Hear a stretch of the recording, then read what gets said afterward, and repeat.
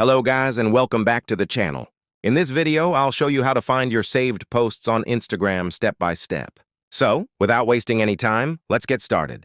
First of all, go to the App Store and in the search bar, type Instagram. Make sure the app is fully updated. If an update is available, go ahead and update it before continuing. Once the update is complete, open the Instagram app. Now tap on your profile icon in the bottom right corner of the screen.